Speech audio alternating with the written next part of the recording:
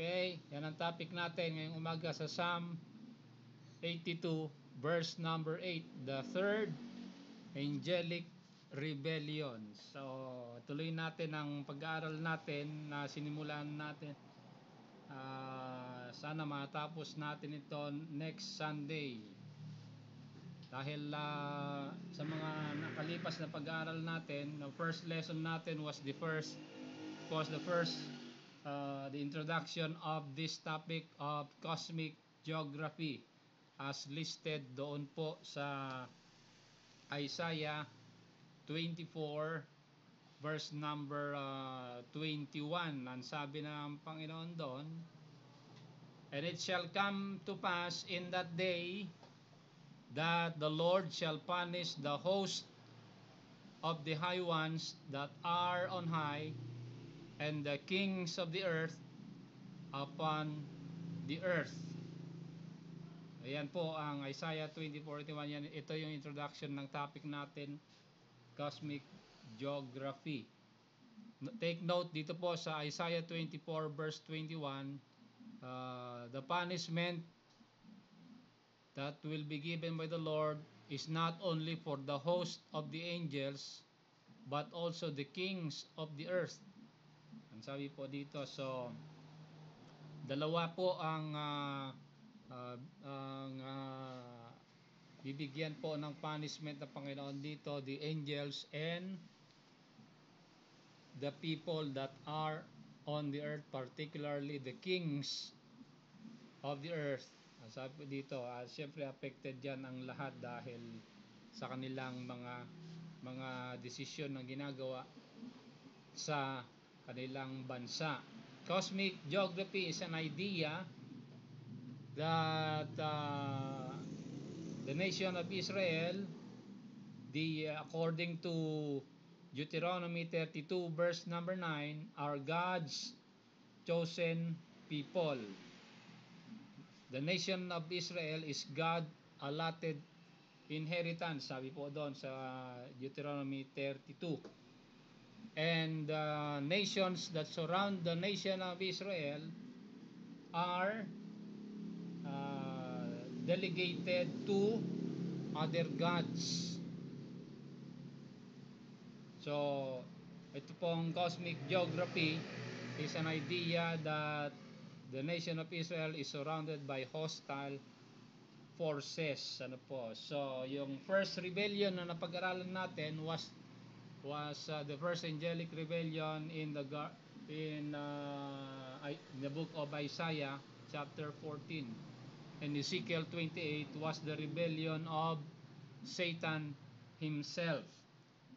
Na nakita po natin that the end result of this rebellion will be the lake of fire. Sabi po doon sa Revelation 20 verse number 10 and Revelation 19 verse number 20, and death and hell shall be cast into the lake of fire. The dragon, the false prophet, and yung unholy trinity will be there forever and ever, sabi po doon sa Revelation. So that is the final destination of Satan. Ngayon nakakawala pa siya, hindi pa siya binibigyan ng due punishment, but he was already deposed from his position in heaven. He fell to the ground. Ang sabi po doon sa napag-aralan natin nung nakaraang linggo, mga kapatid, ano po, Satan was cast from heaven, and then he was cast down to the abyss. Ang sabi po dyan, ano po, okay, and also napag-aralan din natin nakaraang linggo ito pong second angelic rebellion sa aklat ng Genesis chapter 6, the second angelic rebellion, ano po, na we took up na ito po ay ano yan, sabi sa Genesis chapter 6,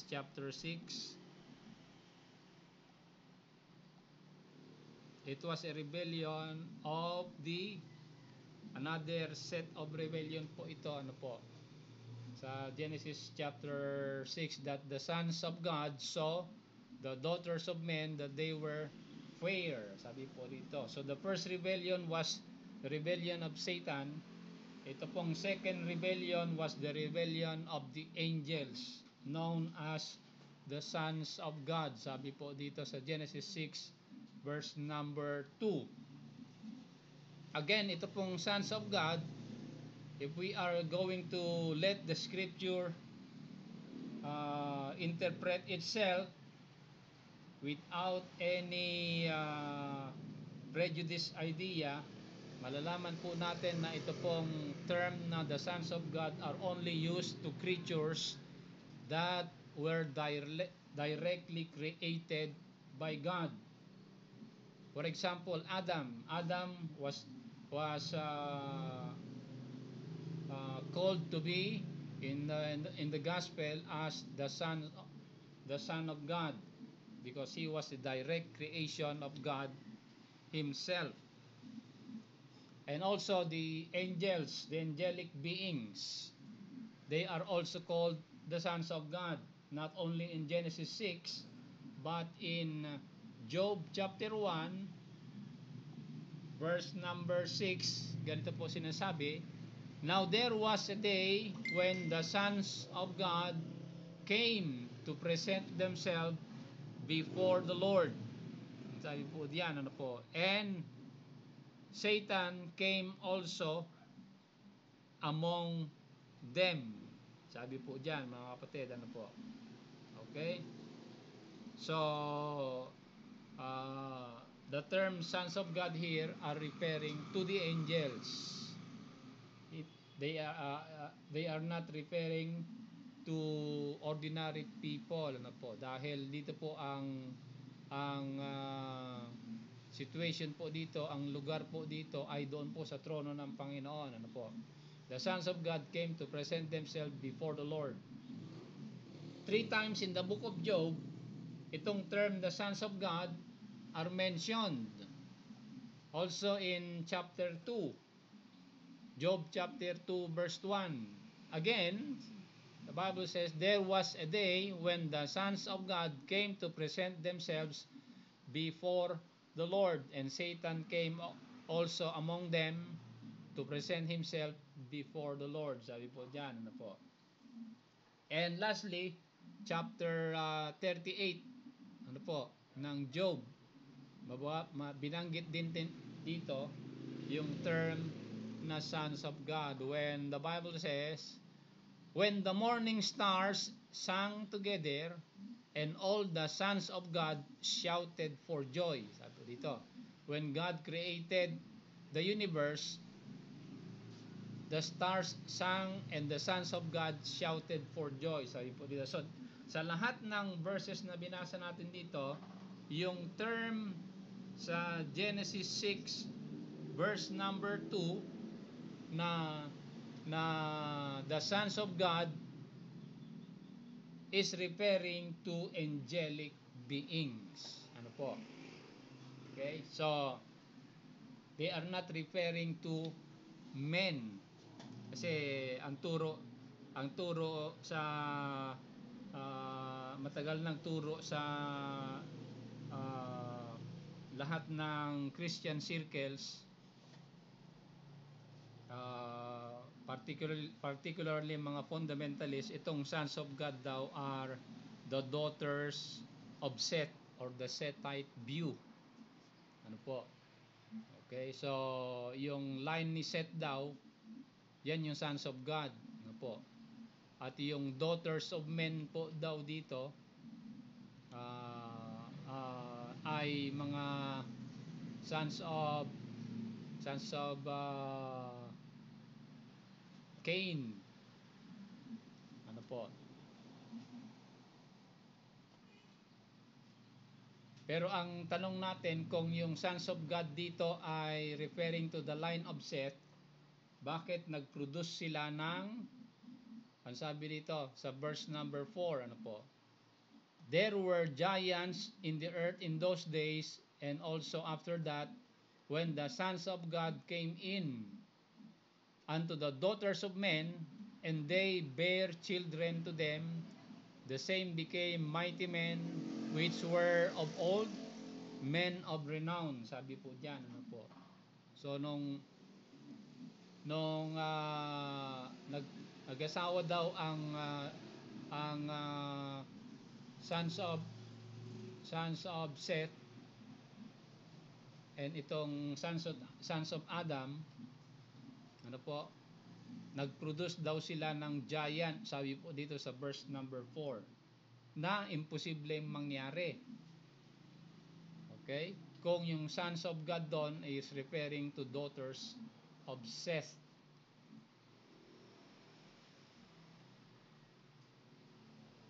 There were giants in the earth in those days, and also after that, sabi diyan sa verse 4, when the sons of God came in to the daughters of men, and they bare children unto them. Sabi po diyan, ano po? There are several areas to study para malaman po natin. Hindi natin napag-aralan ito noong nakaraan, pero papag-aralan natin to ng pahapyaw, ano po.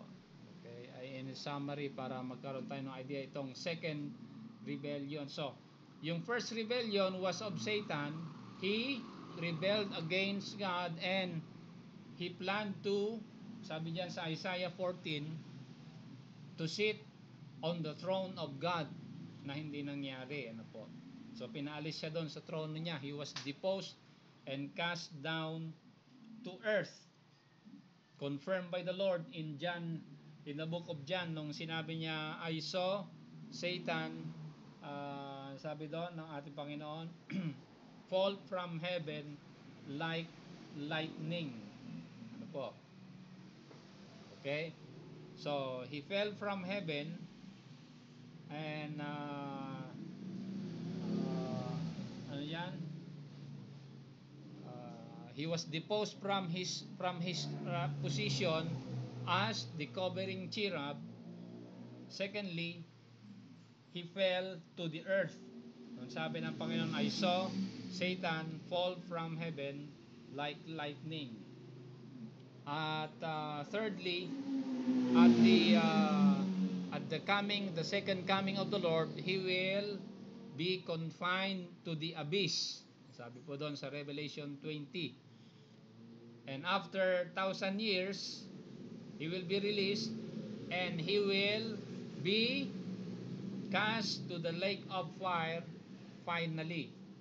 Ayan ang first rebellion. The second rebellion, itong Genesis 6, were the sons of God. Ano po?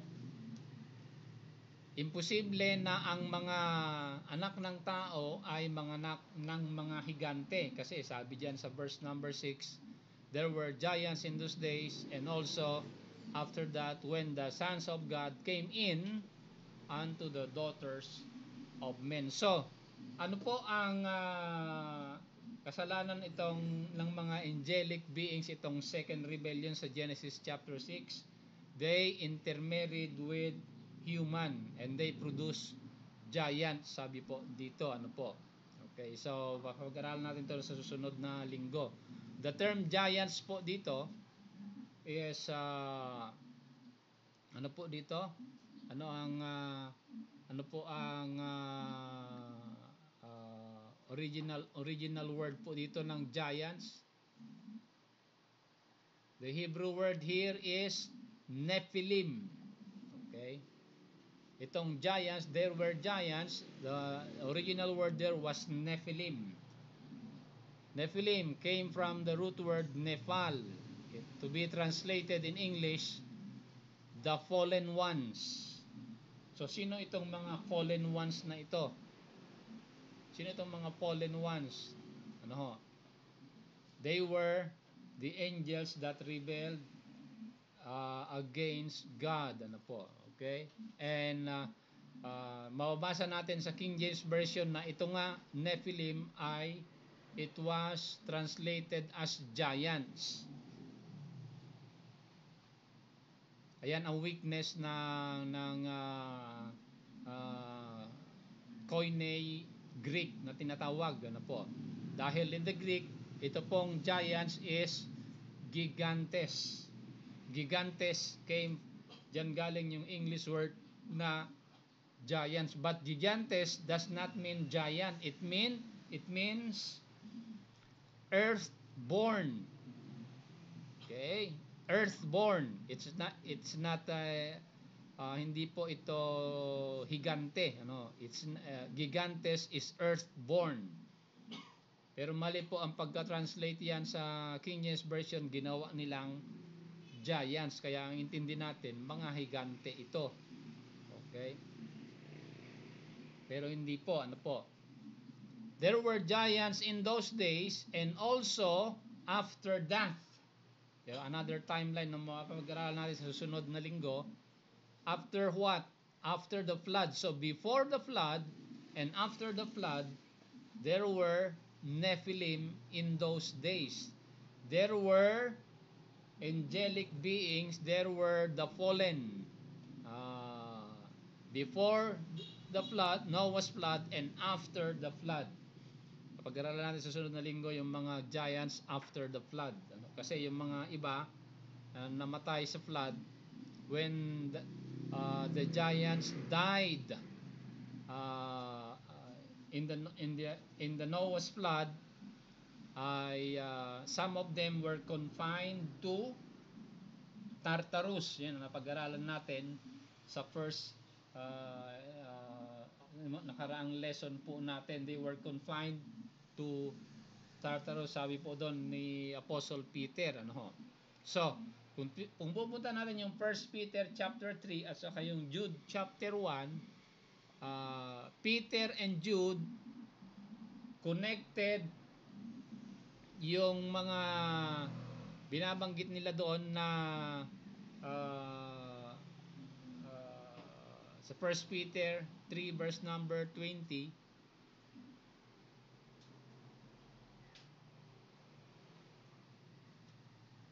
Basahin po dito, which sometime were disobedient when once the long suffering of God waited in the days of Noah, like the ark was preparing, wherein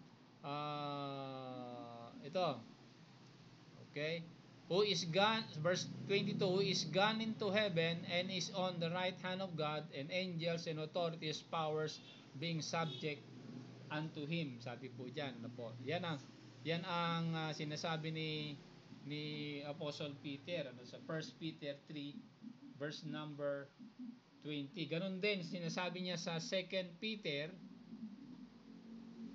chapter 2 verse number 4. Nagsabi, for if God spared not the angels that sinned, but cast them down to Tartarus, and delivered them into chains of darkness to be reserved unto judgment. So itong mga angels na ito sa 2 Peter chapter 2, the Apostle Peter was referring to the angelic rebellion dito po sa Genesis chapter 6, dahil ang sabi niya sa verse number 5, and spared not the old world but saved Noah. Sabi diyan. So Noah and itong mga angels sa Genesis chapter 6 na alam naman natin na po, okay, ay nagkaroon ng flood dahil sa kanila. So they are connected. So itong second angelic rebellion was different, ano po. So ngayong umaga puntahan natin itong ano to, Psalm number 82 verse number 8. Ano sabi po diyan? Arise, O God, judge the earth, for thou shalt inherit all nations. Again, ito ay collective statement sa mga past and future events. Ano po? Okay. Dahil yung salitang arise dito, kung titingnan natin yung original word po nito in Greek, in Greek, kung titingnan natin itong Greek Septuagint ng Psalm 82 verse number 8, you will be surprised that the Greek word of the English word arise is Anastasia or Anastasis. Ito po yung napag-aralan natin ng mga nakaraang lesson natin about the resurrection of the Lord. Anastasis, Anastasia or resurrection.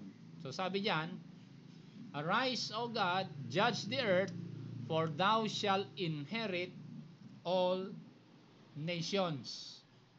So again, makikita natin dito na ito pong judgment of the earth at ito pong taking the nations as the inheritance of the Lord took place doon po sa kanyang resurrection, mga kapatid.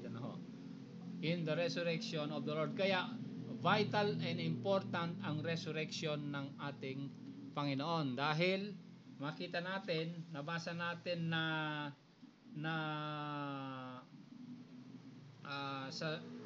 saan ba yon? Sa sulat ni Apostle Peter. Okay, sa sulat ni Apostle Peter, makita natin na Apostle Peter, the Apostle Paul, when the Lord died, he went to the spirits in prison and preached unto them, sabi ni Apostle Paul, di ba? Okay? When Christ died, nung namatay daw ang Panginoon, he went to Tartarus, he went to hell, and preached to the spirits in prison. Okay? Pumunta siya doon para ipakita, sabihin sa mga nakakulong na mga espiritu na nagrebelde sa kanya. Sino mga yon? Yung mga nagrebelde doon sa Genesis chapter 6. Okay, nung namatay sila sa flood, ikinulong sila sa Tartarus. Sabi ni Apostle Peter and Jude, mga kapatid, nung namatay naman ang Panginoon, pumunta ang Panginoon sa kanila at sinabihan sila na walang kaligtasan sa kanila. Okay? Kaya mahalaga ito. Nung sinabi ni Apostle Paul na when Christ died, he went to the spirits in prison and he filled yung English word na he filled the earth, he filled the heavens and the earth and the hell and hell itself. Makikita natin na ang ibig sabihin ni Apostle Paul daw, mga kapatid, ay walang lugar na hindi kayang puntahan ng ating Panginoon. Okay? Even hell itself, pinuntahan niya, but hell cannot contain him. Sabi po doon sa Acts, mga kapatid, Okay? Hell cannot hurt him. Kaya nga sabi doon na sa Book of Acts na thou shall not, quoting from the book of Psalms, thou shall not leave thy Holy One, the Lord Jesus Christ, to suffer corruption. Sabi diyan, sabi doon sa Book of Acts, mga kapatid, Okay? That means death cannot hurt the Lord. Hades cannot hurt the Lord because he is the author of life. Hindi pwede na tanggalin ng kamatayan ang pinakapuno ng buhay. Dahil pagka namatay ang Diyos, ang totoong Diyos, pag namatay siya, patay lahat. Okay? Magkakaroon ng nothingness ang lahat. Magkakaroon ng katotohanan yung sinasabi ng mga scientists na before everything, there was nothing, sabi nila. Kaya, everything comes from nothing, sabi nila. Imposible ho yun. Kapag namatay ang Panginoon, mawawala ang lahat ng bagay. Pero, nung namatay siya, he died a physical death. Totoo po yun. But physical death cannot annihilate him. It was only, death was only an entrance to the spiritual world to preach unto the spirits in prison, to tell them that their the consequences of their sin, and they are doomed, and their damnation was sealed when Christ died on the cross. Sabi po doon. Kaya nga, this was made possible, mga kapatid. And again, sa Psalm 82 verse number 8, the first word arise here is anastasis, referring to the resurrection of the Lord. Kaya nga, at the resurrection of the Lord, sabi dito ni David, arise, O God, judge the earth, for thou shalt inherit all nations. Ano ibig sabihin po nito? Ibig sabihin po nito, David was alluding to the fact that all nations is not under the dominion of the Lord. But when he rose again from the grave, he inherited all nations. Kapatid, sabi po diyan, mga kapatid, ano? Okay? So, bigyan natin ng konting ano po ito, konting pag-aaral, ano, bago tayo pumunta doon sa papaano na inherit ng Panginoon ang lahat ng bansa. Kasi sinabi ng Deuteronomy 32 verse 9, ang bansa lang na pag-aari ng Panginoon is the nation of Israel. Sabi niya doon sa Deuteronomy, babasahin ko po, 32 verse number 9. Ang sabi, the Lord's portion is His people, Israel is the lot of His inheritance. Sabi po dyan, ano. Pero, when Christ rose from the grave, He inherited all nations. Sabi po dyan, ano. Malalaman natin. Maya bigyan muna natin ng pag-aaral itong Psalm 32 that teaches the third rebellion. Yung first rebellion was Satan. The second rebellion was the angels in Genesis chapter 6.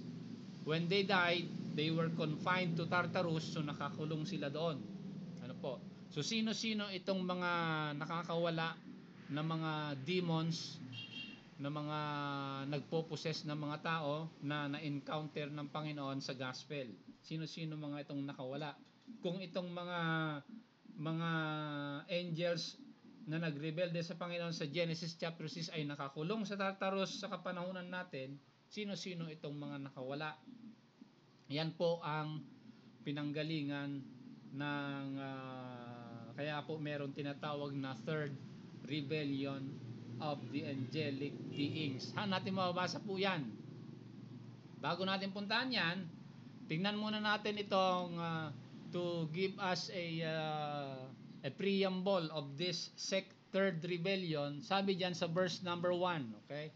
Psalm 82 verse number 1. Anong sabi? God standeth in the congregation of the mighty. Sabi diyan sa verse number 1, di ba? Pero pag babasahin natin yan sa eclectic version, ganito ang sinasabi, ano po? Psalm 82 verse number 1, ano sabi po diyan? Babasahin ko po, ano po? Ito po yung sa eclectic version ng Bible. God has taken His place in the divine council. Okay? In the midst of the gods, He holds judgment. Mas maliwanag 'yon, di ba? Kasi sabi sa King James Version, God standeth in the congregation of the mighty. Ibig sabihin niyan, God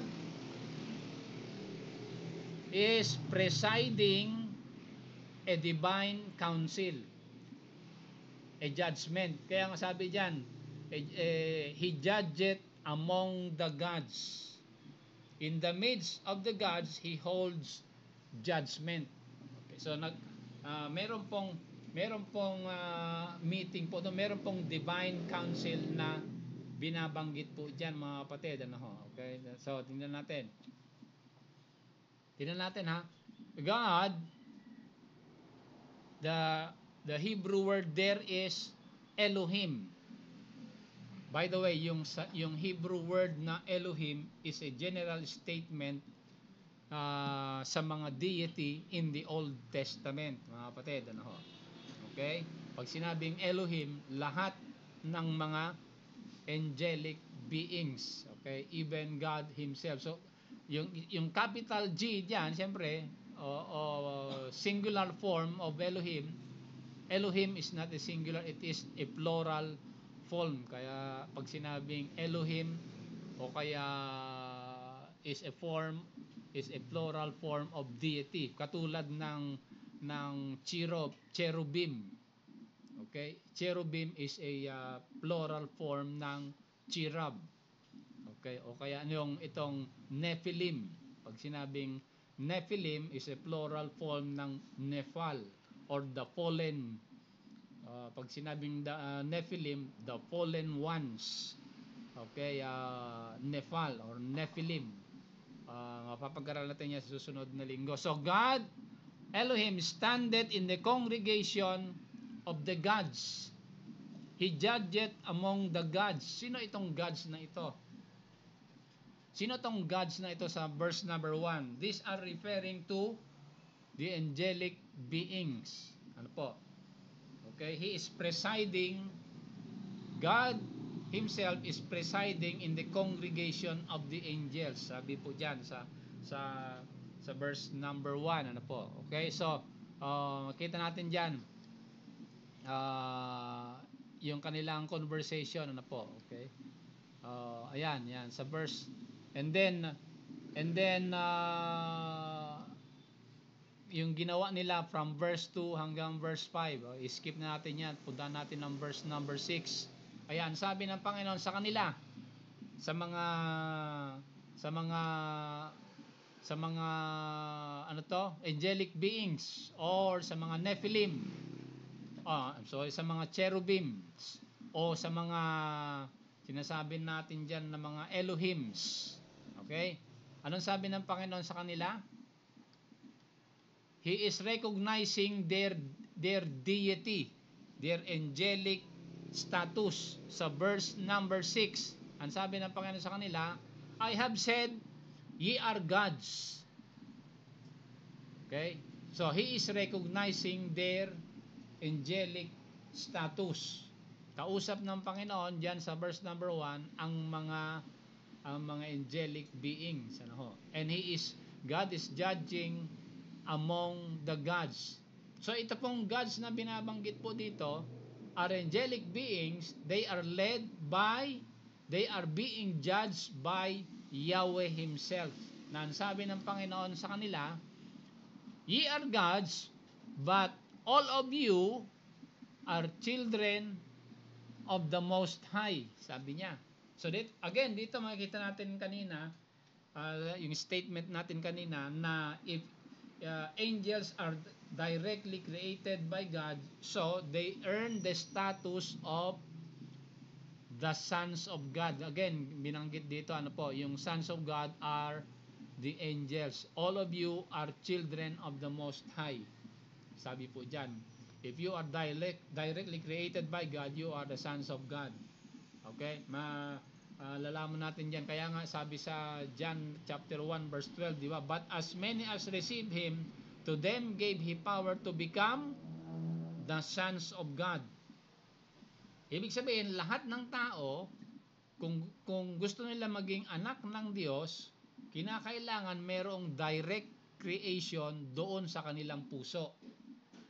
Yun ang ginagawa ng Ebanghelyo ng Panginoon. Pag naniniwala ka sa Ebanghelyo ng Panginoon, that He is God and that He died and He rose again for your justification, sabi ni Apostle Paul, God will create in you a new being. Kaya nga sabi doon sa 2 Corinthians chapter 5, therefore if any man be in Christ, he is a new creature.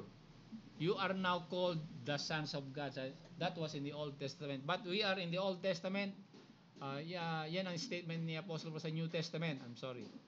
Pero tayo nasa Old Testament. So yan, sabi sa verse number 6, sa Psalm 82 verse number 6, Ye are gods and all of you are children of the Most High. Kaya ang sabi ng ano ang judgment ng Panginoon sa kanila? Oo nga, mga anghel kayo.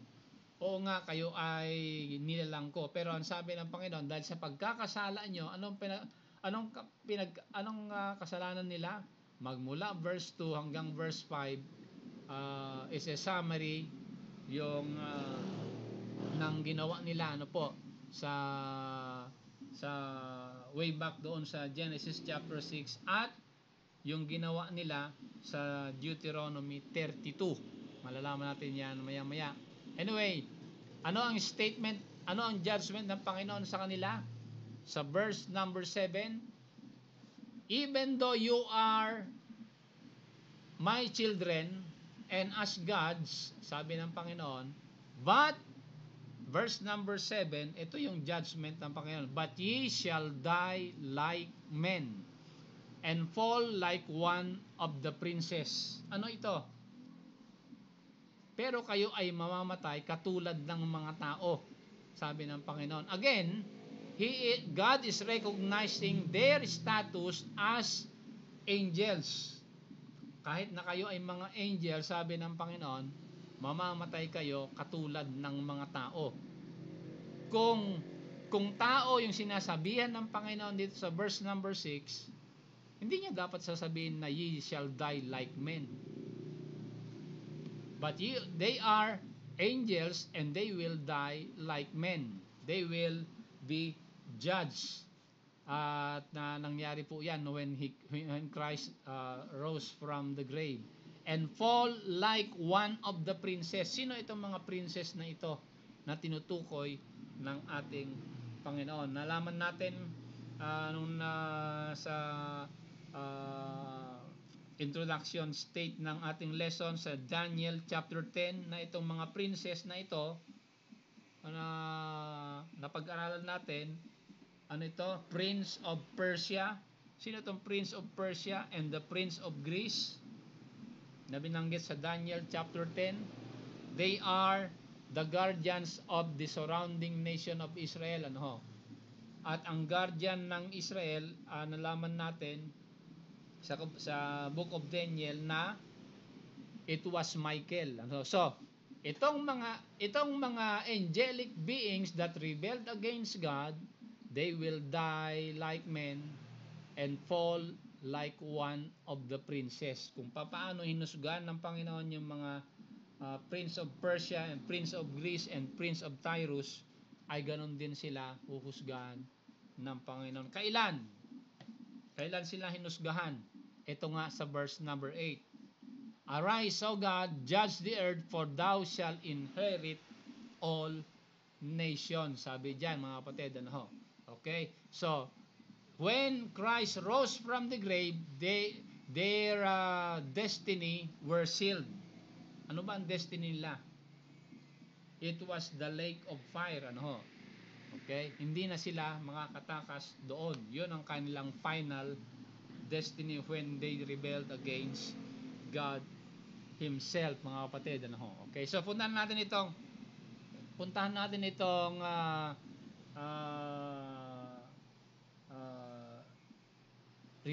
rebellion nila, itong third angelic rebellion. Yung second rebellion is Genesis chapter 6, when the sons of God intermarried with the children of men, they produce giants, sabi po dyan. Okay? At alam naman natin nung pagkatapos ng flood, binigyan ng Panginoon ng kautusan ang mga tao. Ano ang kautusan ng mga tao noon? Anong kautusan ng Panginoon sa mga tao sa Genesis chapter 9? Pagkatapos ng flood, pagkatapos ng Noah's flood, ang sabi ito sa Genesis chapter 9. Ito ay pagkatapos na ng Genesis chapter 6, syempre. Pagkatapos ng second rebellion, ano po? Okay? And God blessed Noah and his sons and said unto them, be fruitful and multiply and replenish the earth. Ano ang kautusan ng Panginoon dito? Noah and his son should replenish the earth. Diba? Pero ano ang ginawa? Ano ang ginawa ng mga tao nung pagdating sa chapter 11? Ito ay pagdating na sa ano na ito? Chapter 11. Ano tong chapter 11 na ito? Ano tong chapter 11? Nalimutan ko. Chapter 11 verse 14. Verse 14. Ano natin verse 14? Ha?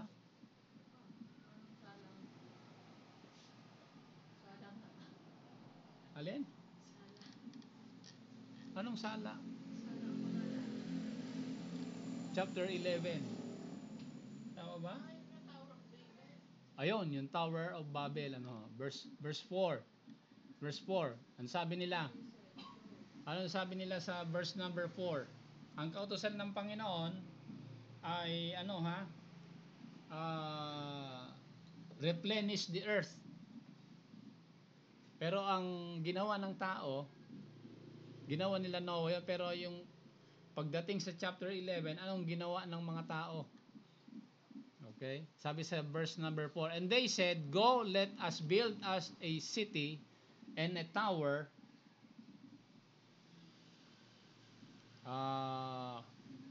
itong city and tower next Sunday na papag-aralan yan, whose top may reach unto heaven, and let us make us a name lest we be scattered abroad upon the face of the earth. So ang sabi ni Nimrod dito and his cohorts, ayaw namin sumunod doon sa go and replenish the earth. Ayaw namin kumalat sa buong mundo. Ang gusto namin, sabi ng mga tao, ang gusto namin, magkakaisa kami. We will be united. We will be united. Ayaw namin ma-disperse, ayaw namin mag-scatter around the earth. Gusto namin gumawa ng sarili naming pangalan, sabi nila. So they are basically they are going against the commandment of the Lord to go and replenish the earth. Ang gusto ng mga tao dito sa leading ni Nimrod, wag tayong sumunod sa Panginoon, wag tayong sumunod sa Diyos. Tayo ay, sabi nila, gumawa ng city at ng temple at ng ziggurat, at tayo ang magsasabi sa Diyos kung kailan siya bababa. Okay? Yan ang ibig sabihin ng city and a tower and a ziggurat. Ang ziggurat in Mesopotamian literature is a place where you would sacrifice and invoke a deity to come down at uutusan ng tao ang Diyos kung anong gagawin ng Diyos. Yan ang doctrine po diyan, mga kapatid. So they are going against the commandment of the Lord. Kaya ano ang ginawa ng Panginoon sa kanila? Knowing that that man is having a rebellion. By the way, ito po ay second rebellion ng tao, ha. Yung first rebellion ng tao ay sa Genesis chapter 3. Okay? Ito yung second rebellion ng tao, that they are inspired by the third rebellion of the angelic beings na binasa natin sa Deuteronomy, saan ba yun? Psalm 82. Mga kapatid, ano po? So God says, go and replenish the earth. Ang ginawa naman ng tao, ayaw namin sumunod. Sabi nila, kami ang magsasabi sa iyo na Diyos kung kailan ka bababa at kung ano ang gagawin mo sa amin, sabi nila. So, if you will dig down the deeper meaning of Genesis chapter 11 verse 4, malalaman mo diyan ang mga kahindik-hindik at karimari-marim na doktrina ng mga fallen angels, ano ho. At pupuntahan natin yan susunod na linggo sa pag-aaral natin, mahabang pag-aaral yan. But anyway, ito po yung third angelic rebellion, mga kapatid, ano ho. Okay? Makikita natin dito that they are the people on the earth were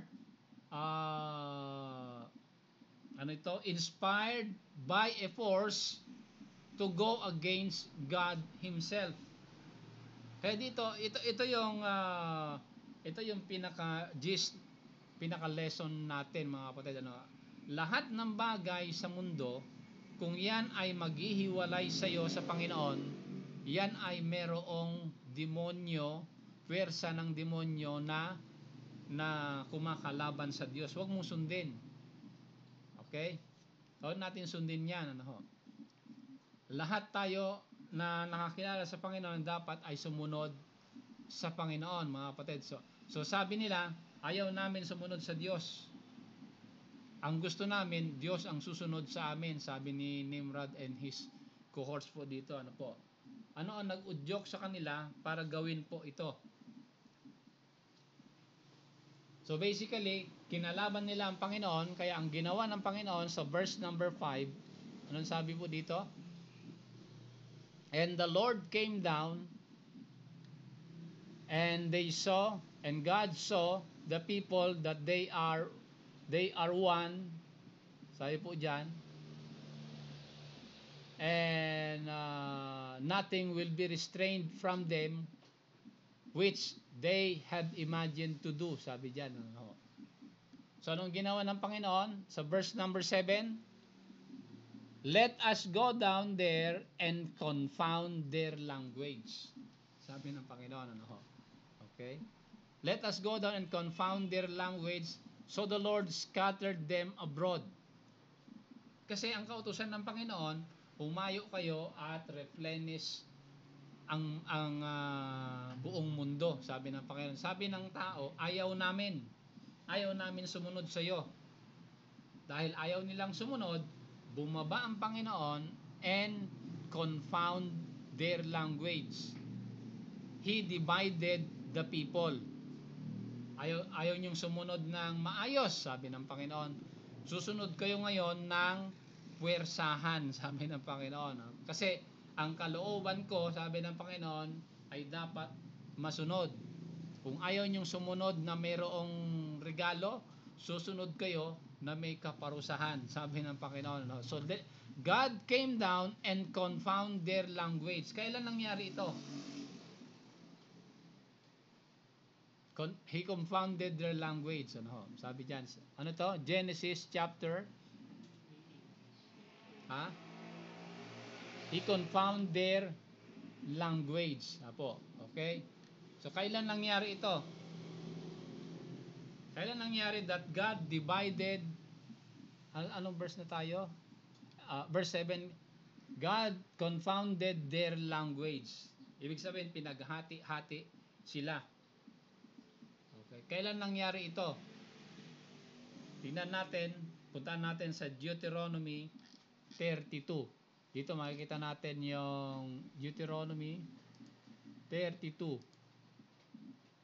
Ito yung verse number 8. Verse number 8. Sana verse number 8. Verse number 8. Again, dito makita natin. Dito na. Dito yung nangyari doon sa Genesis chapter 11. When the Most High divided the nations, their inheritance. Kailan ito? When God divided the nations, their inheritance, kailan ito? Ayun, sa Tower of Babel. When He separated the sons of Adam, kailan ito? Sa Genesis 11, siyempre, di ba? He set the bounds of the people according to the number of the children of Israel. Again, magulo yan sa King James Version. Hindi natin maintindihan yan. No? Sa, ano yan? I'm sorry. Saan yan? Saan yan? Sa Deuteronomy. Pero kung babasahin natin sa verse 8, di ba? Kung babasahin natin yan sa eclectic version, ganito ang nakasulat sa original manuscript, ha? Sa original manuscript. Kasi ito yung isa sa mga weakness ng King James version. Kasi bakit weakness ng King James version ito? Dahil binanggit diyan yung children of Israel. Na ang pinapag-usapan dito sa Genesis chapter 11, di ba? God divided the nations and separated the sons of Adam. Kailan nangyari ito? Sa Genesis 11. Pero sa Genesis chapter 11, wala pa naman ang bansang Israel dyan. Bakit nakasama ang bansang Israel dyan? Magulo tuloy. Noon daw hinati-hati ng Panginoon ang mga tao at binigyan sila ng kanilang bansa ayon sa bilang ng bansang Israel. Wala pa namang Israel noon.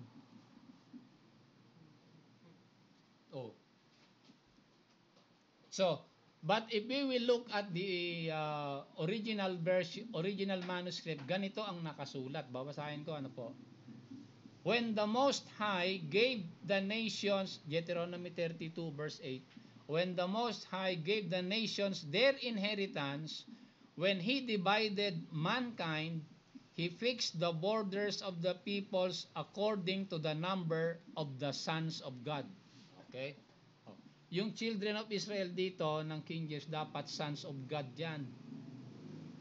In the original manuscript, sons of God ito, hindi children of Israel.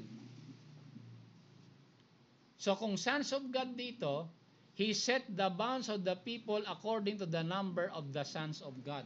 Okay. Logical yon, ano? Pero pag children of Israel, magulo, mahirap intindihin. Pero in the original manuscript, ito po ay sons of God. Ano? Ibig sabihin mga kapatid, ito pong mga bansa doon sa paligid ng bansang Israel ay they were divided ano, sa kapanahonan natin, ano, at yung kanilang mga inheritance, they were divided according to the number of the sons of God. So ibig sabihin niyan, kung ilan yung mga bansa sa Middle East, kung ilan ang mga bansa na yon sa paligid ng Israel, ganon kadami ang mga angelic being na nagrebelde sa Panginoon sa kanilang third rebellion, ano? Okay? According to the number of the sons of God, sabi diyan, ano? Not according to the number of the children of Israel, ano po. So ibig sabihin diyan, mga kapatid,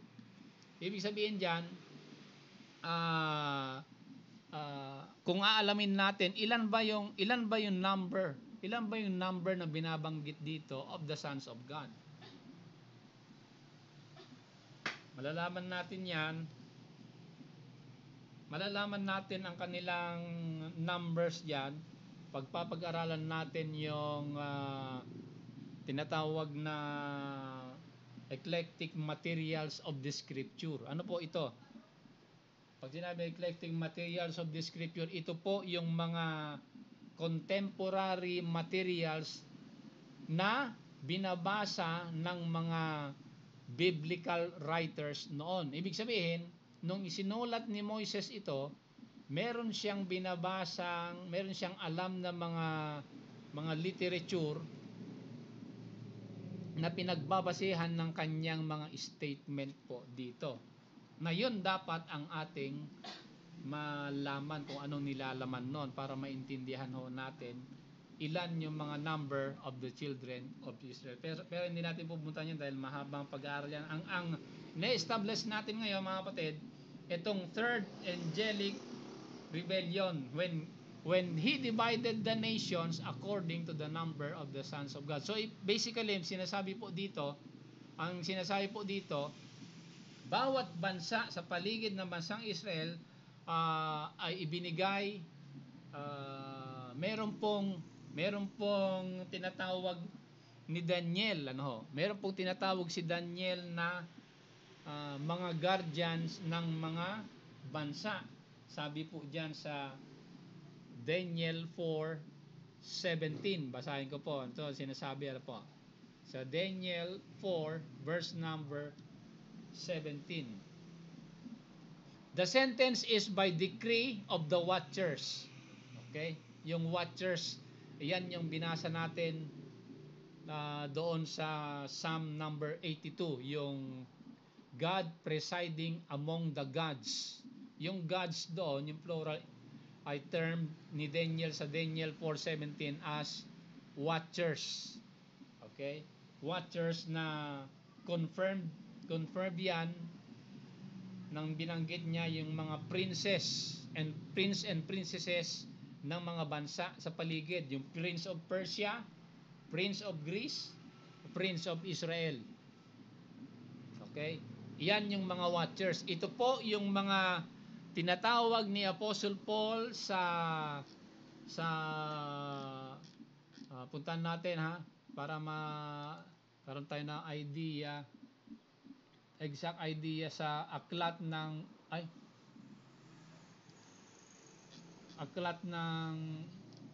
Ephesians. Saan ba yung Ephesians? Ephesians. Ba't ba nag-click?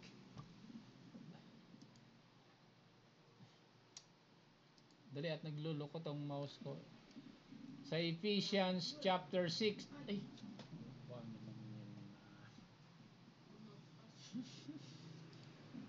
Sa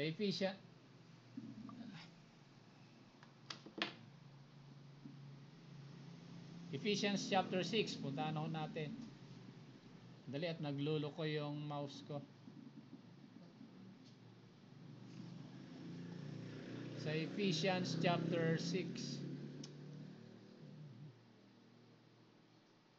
Oh, ba't nag-click?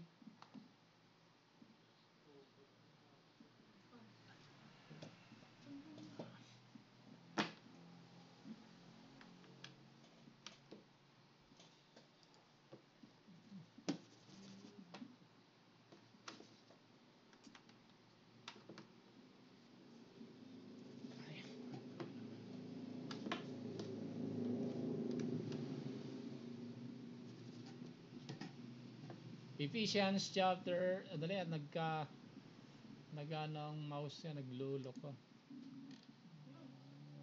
Ephesians chapter 6.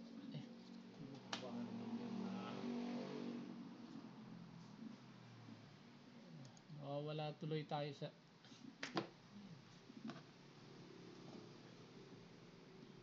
Ephesians chapter 6, babasahin ko po dali at nagluloko yung mouse ko.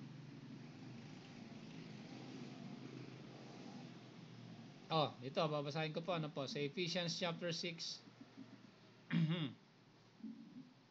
verse number 12, ang sabi niya, for we wrestle not against flesh and blood, but against principalities, against powers, against rulers of the darkness of this world. Sino mga to? Ito po yung mga watchers na binabanggit ni Daniel na kinakalaban ng anong verse na ba ito? Nakilakalaban na mga Kristiyano sa kapanahunan natin. So, principalities in the New Testament and rulers, ito po yung mga watchers sa Daniel chapter 4, and prince and princesses sa Daniel chapter 10. Ano po? Okay? Ayan po yung mga numbers of the sons of God na binabanggit po dyan, mga kapatid. Ano po? Okay? Now, puntahan natin itong when he divided when He divided the nations according to the number of the sons of God, ano yung punishment nila? Ano yung punishment ng Panginoon doon sa Psalm? They will die. They will die like men, sabi niya, di ba? Okay, asan na ba 'yon?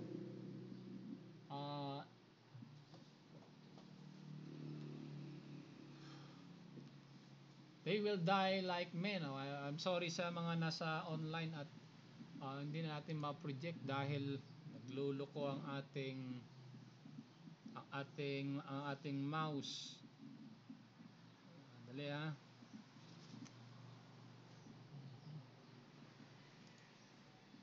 Asan na ba tayo? Makita. Okay.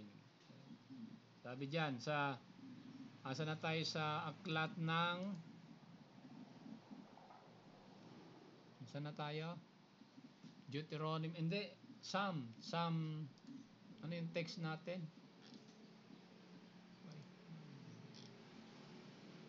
Asa na ba ang Psalm?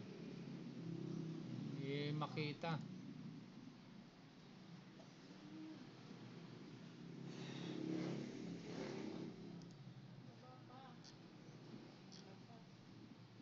Psalm, Psalm,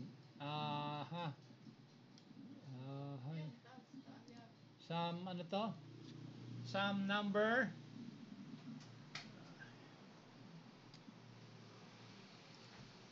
82. Psalm number 82. Ayan. Ito ang judgment ng Panginoon sa kanila, di ba? Ano sabi diyan? I have said, ye are gods, and all of you are children of the Most High, but ye shall die like men. Sabi diyan. So there is a judgment awaiting itong mga sons of God na binabanggit diyan, mga kapatid. Ano? Kailan yan? Dito sa verse number 8. Arise, O God, judge the earth, for thou shalt inherit all nations. So, dito makikita natin sa Genesis chapter 11 and and Deuteronomy 32, when God divided the nation and allotted them to the number of the sons of God, basically binigay ng Panginoon yung mga bansa sa mga angels, na may mga watchers ang bawat bansa po dito. Alam na natin yan according to, again, Daniel chapter 4, mga watchers. Daniel chapter 10, yung prince and princess of Greece and Persia, Prince Michael sa nation of Israel. So, God allotted the nations according to the number of the sons of God. Meron pong guardians ang mga bawat bansa sa mundo. Mga kapatid, Okay, may mga guardians po diyan. Okay? So, may mga parang katuruan ng parang doktrina ng mga ng relihiyon sa kapanahunan natin. May mga sabi diyan, may mga tawag nila diyan, may mga patron sa bawat bayan. Okay? Yan po ay galing po dito sa mga watchers po. May mga guardians naman ang bawat bansa sa mundo na ibinigay ng Panginoon according to the number of the sons of God, sabi po diyan. Ano ba ang dahilan bakit ibinigay ng Panginoon? Bakit binigyan ng Panginoon ng guardians ang bawat bansa? Ano ang dahilan? Para turuan sila na bumalik sa Panginoon. Pero ang ginawa ng mga angels na ito, okay, tinuruan nila ang mga tao to go against God Himself. Nabasa natin yan sa Genesis chapter 11, di ba? Yung panahon ni Nimrod, Okay? Sabi ng Panginoon, go and replenish the earth. Sabi ng mga tao noon sa pangulo ni Nimrod, ayaw namin, gusto namin magkaisa. Dito lang kami sa isang lugar. Kami na lang ang magsasabi sa iyo kung kailan ka bababa. Kung Diyos ka na nasa taas, kami ang magsasabi. Yun. So they are going against God. Tinuruan sila to go against God. And so, He judges among the gods. Sabi po dito, ano po? Anong judgment ng Panginoon sa mga angelic beings that rebelled against Him? Sa verse number 8, He will judge the earth, and thou shalt inherit all nations. Ibig sabihin, sabi diyan sa verse number 8, darating yung araw na kukunin ng Panginoon yung mga bansa sa pangangalaga ng mga watchers. Okay? Kailan nangyari ito? Kailan nangyari itong kinuha ng Panginoon?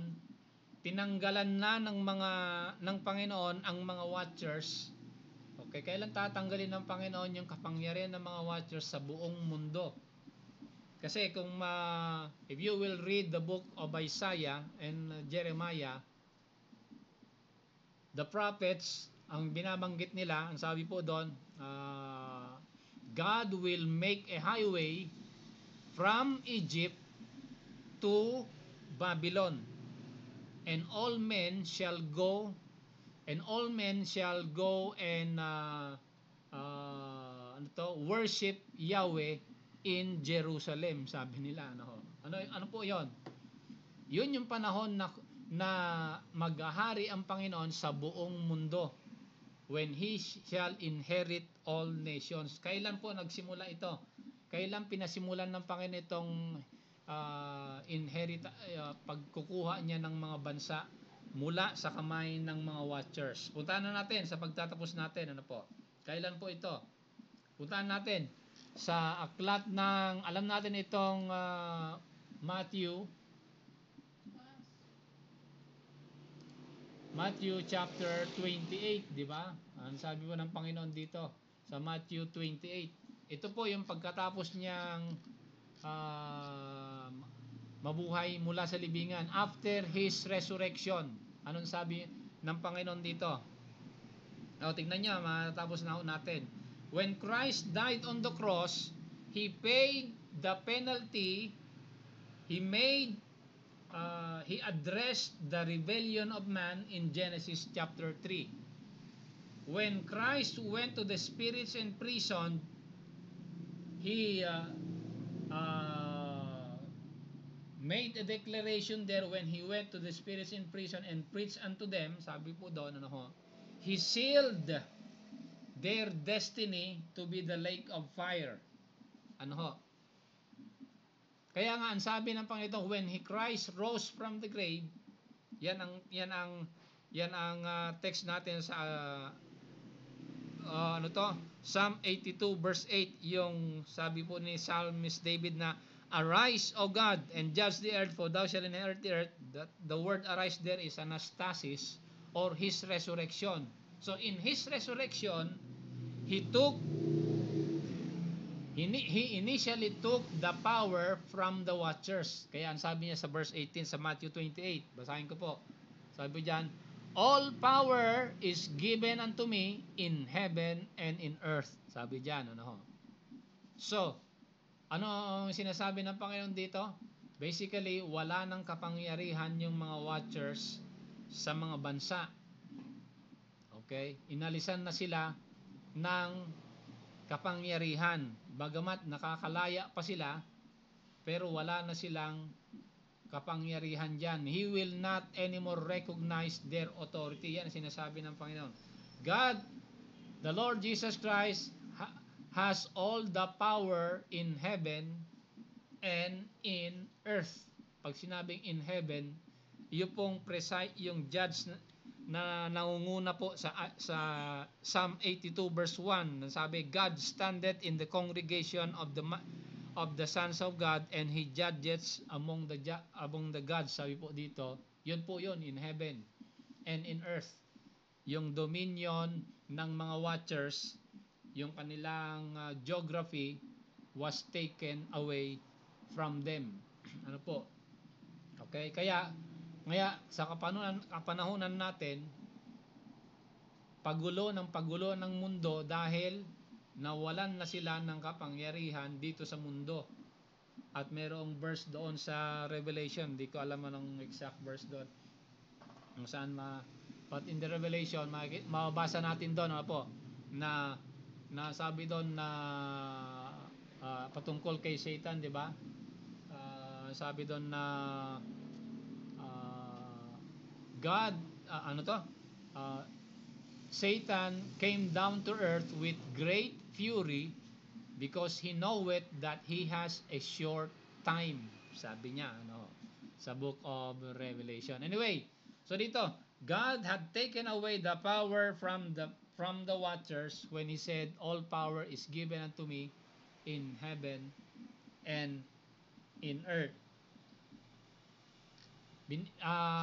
Sinusugan din diyan sa ano ito? Chapter 11 verse 28. Ano sabi sa chapter 11 verse 28? 28 ba ito? Okay, chapter 11 verse 28. Ano sabi po dito? Basahin ko po. Chapter 11 ba ito?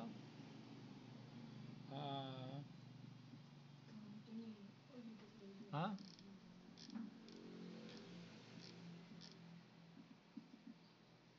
I'm sorry.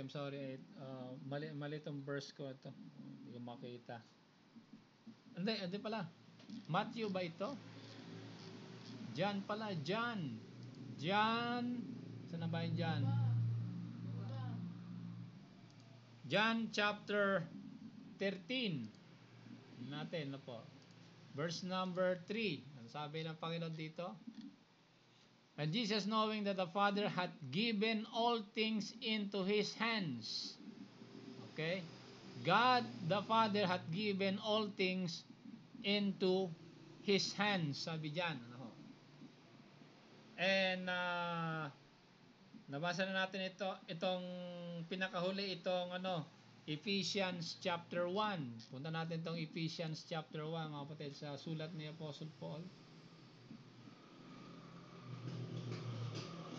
Chapter 1. Tignan nyo verse 20 hanggang 22. Ang sabi, which wrought in Christ when He raised Him from the dead and set Him at His own right hand in the heavenly places, far above principality and power and might and dominion and every name that is named, not only in this world but also that which is to come. Itong principality, power and might and dominion, mga ranggo yan lang, mga watchers, that they are already subjected to the Lord Jesus Christ. Kaya ang sabi diyan, and hath put all things under His feet and gave Him to be the head over all things to the church. Sabi po diyan, mga kapatid. So basically, nung namatay at nabuhay ang Panginoon in His resurrection, He has abolished the power of the watchers sa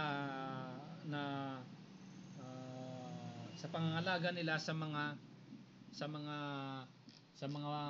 bayan sa mundo, po. At pinakahuli sa 1 Corinthians 15. 1 Corinthians 15. Verse dito na tayo magtatapos, 54 to 57. Tingnan nyo 1 Corinthians. Ay, ha?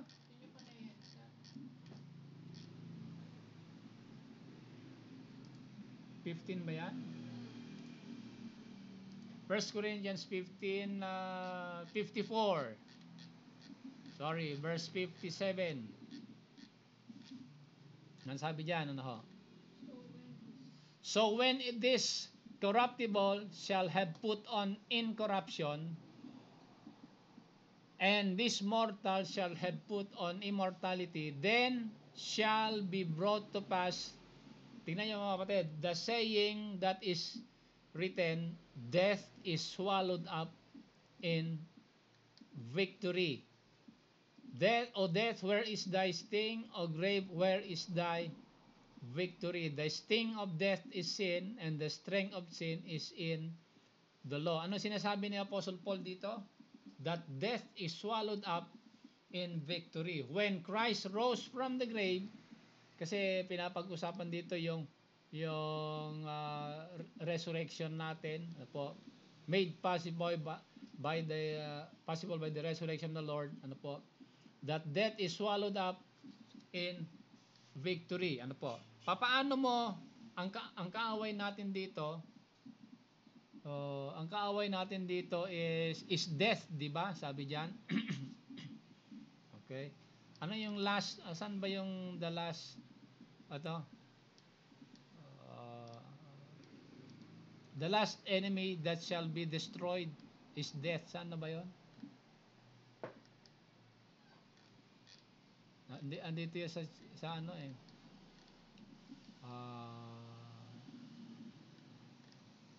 I'm sorry, di mo makita. The last enemy, may verse dyan na the last enemy that shall be destroyed is death. But death is swallowed up in victory. Death is the last enemy that will be destroyed. Saan ba yung verse na yon? Anyway, sabi ni Apostle Paul, papaano binigyan ng remedy ng Panginoon yung kamatayan? Papaano niya tinalo ang kamatayan? Simple philosophy, di ba? Mamamatay, para matalo ng Panginoon ang kamatayan, mamamatay muna siya at mabubuhay muli. Okay? So if there is no death, there is no resurrection. Siyempre, kinakailangan muna mamatay siya bago siya mabuhay muli. So to defeat death is to be with death itself. At nung namatay ang Panginoon, death cannot contain Him. And anong term yun? Yung corruption of death cannot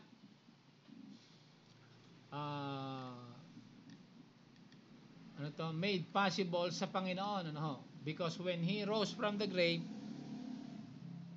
He had victory over the grave. So yan, makikita natin, ayan.